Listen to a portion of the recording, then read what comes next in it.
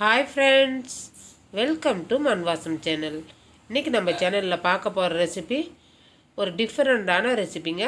அதுவும் நம்ம இட்லி மாவுலனா உடனே செஞ்சு சாப்பிட்ற கூட ரெசிபி. இப்போ வந்து பாத்தீங்கன்னா அதுக்கு 1 கப் அவல் எடுத்துக்கங்க. மிக்ஸி ஜார்ல நம்ம அரைச்சி எடுத்துக்கலாங்க. தண்ணி எதுவும் சேர்க்க தேவையில்ல. அப்படியே பொடி பண்ணி எடுத்துட்டு வர வேண்டியதாங்க. பாருங்க இந்த அளவுக்கு இருக்கணும். இப்போ ஒரு பாத்திரத்தில் மாற்றிக்கலாங்க. அரைச்சின்னு வந்த அவல் பொடியை கூடவே ஒரு 3 உருளைக்கிழங்கு அவிச்சு வச்சுருக்கிறேன். அதில் எல்லாம் மசிச்சு விட்டுக்கலாங்க. கையால் மசிச்சு விட்டு அதில் சேர்த்துக்கலாம். உருளைக்கிழங்கு பார்த்திங்கன்னா ஒரு 150 கிராம் உருளைக்கிழங்கு, அவளும் ஒரு 150 கிராம் வச்சுக்கோங்க. எல்லாமே ஒரு ஈவனான குவான்டிட்டியில் சேர்த்துக்குங்க. அது கூடவே கோதுமை மாவு 1 கப்பு சேர்க்குறேங்க. எந்த கப்பில் அவல் எடுத்திங்களோ அதே கப்பில் கோதுமை மாவும் சேர்த்துக்குங்க. ஒரு 100 கிராம் கேரட்டு துருவுறது அதையும் சேர்த்துக்கலாம். அது கூடவே ஒரு 2 பச்சை மிளகாங்க பொடியாக நறுக்கி சேர்த்துக்குங்க. அதையும் சேர்த்துக்கலாம். கூடவே மல்லித்தழை அதையும் பொடியாக நறுக்கி சேர்த்துக்குங்க. ஒரு 1/4 டீஸ்பூன் மஞ்சத்தூள், முன்னாடியே பச்சை மிளகாய் போட்டதுனால 1 டீஸ்பூன் கார மிளகாத்தூள் போட்டுக்குங்க. இப்போ இந்த மாவுக்கு தேவையான உப்புங்க. இது எல்லாத்தையும் சேர்த்து ஒன்று சேர நல்லா ஃபஸ்ட்டு தண்ணி ஊற்றாமல் பிசைஞ்சு விடுங்க. நம்ம உருளைக்கிழங்கு போட்டோம் இல்லைங்களா, அது நல்லா நம்ம கையால் நசுக்கி விட்டு நல்லா பிசைங்க. இந்த மாதிரி கிளறி விடும்போது நம்ம போட்ட உப்பு மசாலா எல்லாம் ஒன்று சேர எல்லா இடத்துலையும் பரவி இருக்குங்க. அதனால் ஃபஸ்ட்டு இந்த மாதிரி கிளறி விட்டுட்டு அதுக்கப்புறமெல்லாம் தண்ணி தெளித்து பிசைங்க. நம்ம கேரட்லாம் உருளைக்கிழங்குலாம் போட்டிருக்கிறதுனால தண்ணி ரொம்ப தேவைப்படாதுங்க. அதனால் கொஞ்சம் தெளித்து பிசைங்க. எவ்வளோ தண்ணி தேவைப்படுதோ அந்த அளவுக்கு நம்ம பிசைஞ்சிக்கலாம். தண்ணிலாம் அளவு கிடையாதுங்க. சப்பாத்தி மாவு பதத்துக்கு நம்ம பிசைஞ்சு எடுத்துக்கணுங்க. நான் பிசையும் போதே பாருங்கள் உருளைக்கிழங்குலாம் நசுக்கி விட்றேன். ஏன்னா கட்டி கட்டியாக இருந்ததுன்னா நம்ம சப்பாத்தி திரட்டும் போது திரட்ட முடியாது. அதனால் நீங்கள் மாவு பிசையும் போது நல்லா அதை கலந்து விட்டு பிசைங்க.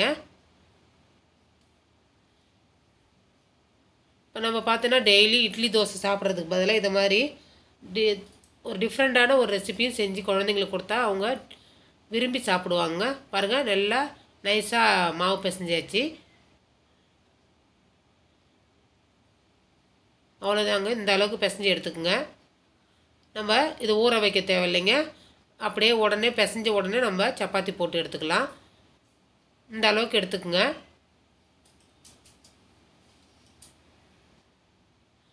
மாவு தொட்டுக்குங்க. எப்பயும் சப்பாத்தி உருட்டுற மாதிரி தாங்க. நல்லா மாவு தொட்டுக்குன்னு நல்லா ஊட்டுங்க. இதில் உருளைக்கிழங்குலாம் சேர்த்துருக்கிறதுனால நம்மளுக்கு விளிம்பெல்லாம் வந்து உங்களுக்கு ரவுண்ட் ஷேப்பு வராது. அதனால் நம்ம திரட்டி எடுத்துக்கணும். நம்மளுக்கு ஒரு கப்பு மூடி வச்சு வெட்டி எடுத்துக்கலாங்க.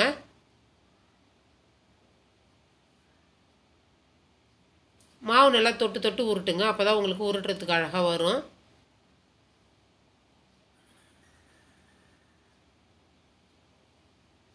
இது பாருங்கள் நான் ஒரு மூடி வச்சுருக்கிறேன். நீங்கள் பெரிய மூடி வச்சுருந்தா கூட அந்த அளவுக்கு ரொட்டி திரட்டிட்டு அதுக்கப்புறம் ஓரத்தில் இருக்கிறதெல்லாம் எடுத்துகிட்டு ஒரே ரவுண்ட் ஷேப்பில் அழகாக ரொட்டி சுட்டு வைக்கலாங்க. நம்ம அவ்வளோதான், ரெடி ஆகிடுது. இதே மாதிரி எல்லாத்தையும் திரட்டி எடுத்துக்கோங்க. தவா நான் முன்னாடி காய வச்சு வச்சுருக்கேன். கேஸ் ஆன் பண்ணிவிட்டு தவா வச்சுட்டு சூடானது போட்டு எடுங்க. ஒரு பக்கம் வெந்ததுக்கப்புறம் மறுபக்கம் போடுங்க. அடுப்பை வந்து மீடியம் ஃப்ளேமில் வைங்க. ஏன்னா இதில் போட்டிருக்க காய்கறிலாம் வேகணுங்க.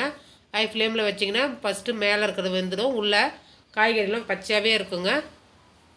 2 பக்கமும் வெந்ததுக்கப்புறம் எண்ணெய் சேர்த்து அதுக்கப்புறம் வேக விடுங்க. நீங்கள் எண்ணெய்க்கு பதிலாக நெய் கூட சேர்த்து வேக விடலாங்க. இன்னும் சூப்பராக இருக்கும் சுவை. நெய் சேர்க்கும்போது நல்லா ஒரு பக்கம் செவந்ததுக்கப்புறம் மறுபக்கம் செவர விடுங்க. ஏன்னா உள்ளே போட்டிருக்க காய்கறிலாம் நல்லா வேகணுங்க. அதனால் மீடியம் ஃப்ளேமில் வச்சு நல்லா வேக விடுங்க. அவ்வளோதாங்க, ரெடி ஆகிடுச்சு. இது கூட பார்த்திங்கன்னா கார சட்னி, கேரட் சட்னி, தேங்காய் சட்னி கூட சூப்பராக இருக்குங்க. மறுபடியும் நான் ஒன்று சேர்த்து வேக வச்சு காமிக்கிறேன் உங்களுக்கு. அவ்வளோதாங்க, ரெடி ஆகிடுச்சு. இந்த ரெசிபி பிடிச்சிருந்ததுன்னா மண்வாசம் சேனலை லைக் பண்ணுங்கள், ஷேர் பண்ணுங்கள், கமெண்ட் பண்ணுங்கள், சப்ஸ்கிரைப் பண்ணுங்கள். பக்கத்தில் இருக்கிற பெல் பட்டனையும் அழுத்துங்க. தேங்க்யூ.